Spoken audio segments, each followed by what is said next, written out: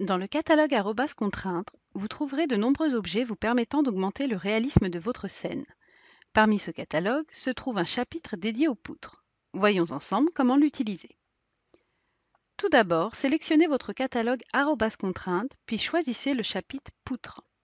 Les deux premiers types de poutres sont des poutres basiques qui se positionnent soit à l'horizontale, soit à la verticale. Pour la poutre horizontale, les informations dimensionnelles à renseigner sont les suivantes.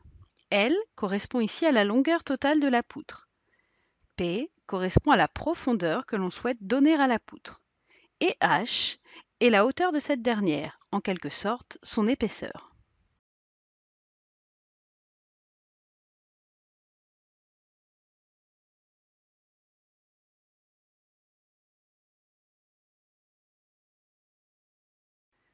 Il faut ensuite gérer son altitude de pose. Si cette dernière doit être positionnée sous le plafond, nous choisirons sous 2500. Plaçons maintenant la poutre horizontale. En perspective, nous pouvons voir qu'elle s'est bien positionnée comme souhaité. Petite astuce, pour positionner d'autres poutres identiques à une certaine distance donnée, sélectionnez la poutre en place, puis maintenez la touche Shift appuyée pendant que vous déplacez la poutre à l'aide de l'outil déplacer. Cette méthode vous permet de dupliquer un objet tout en le déplaçant de manière précise.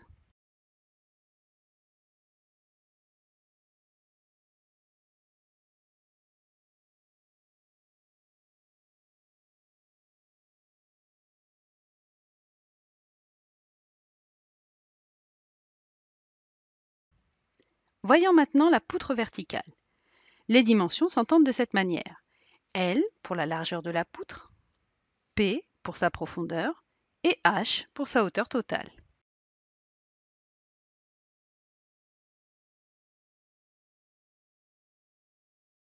Son altitude de pose sera sur 0 si vous souhaitez faire partir la poutre depuis le sol.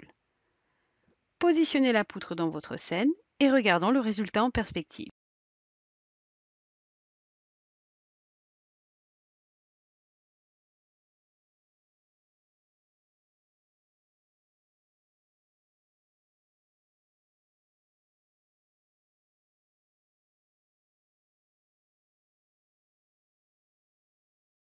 Voyons maintenant les 4 poutres inclinées.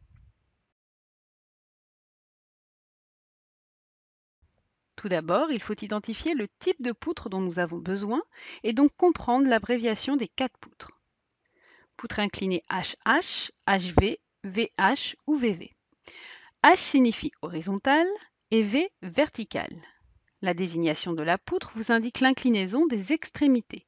Par exemple, la poutre HV signifie que l'extrémité de départ de la poutre est horizontale, donc posée contre une surface horizontale comme le sol par exemple, et que son extrémité de fin est verticale, donc posée contre un mur.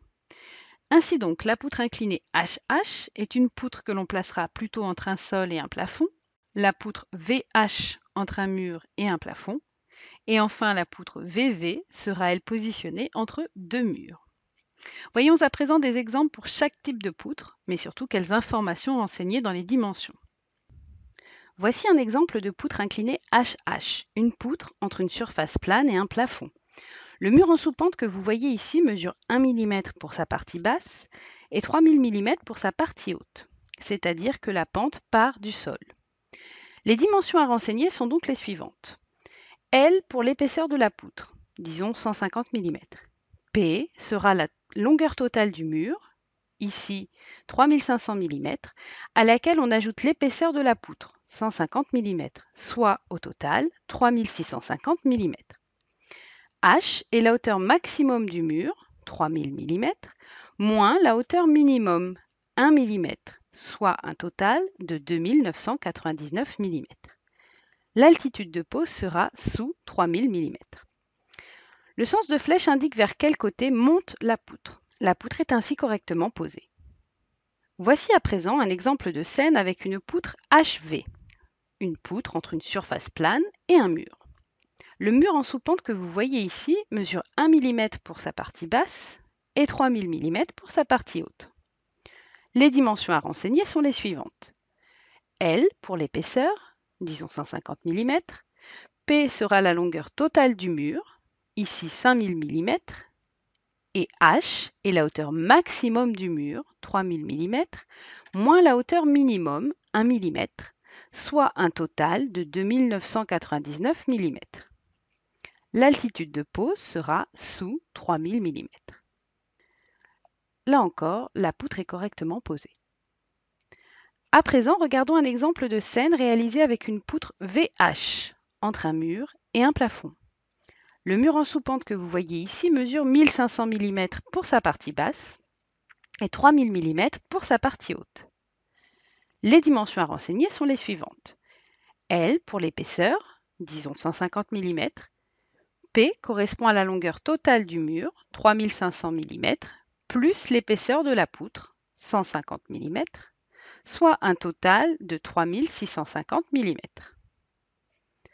H sera la hauteur maximum du mur, 3000 mm, moins sa hauteur minimum, 1500 mm, à laquelle on ajoutera l'épaisseur de la poutre, 150 mm, soit un total de 1650 mm.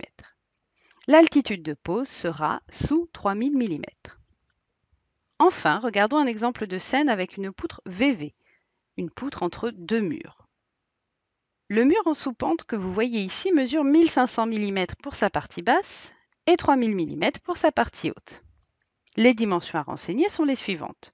L pour l'épaisseur, disons 150 mm, P pour la longueur totale du mur, soit 5000 mm, H correspond à la hauteur maximum du mur, soit 3000 mm, moins la hauteur minimum, 1500 mm, plus l'épaisseur de la poutre, 150 mm, soit un total de 1650 mm. L'altitude de pose sera sous 3000 mm. Voici donc cette dernière poutre correctement positionnée.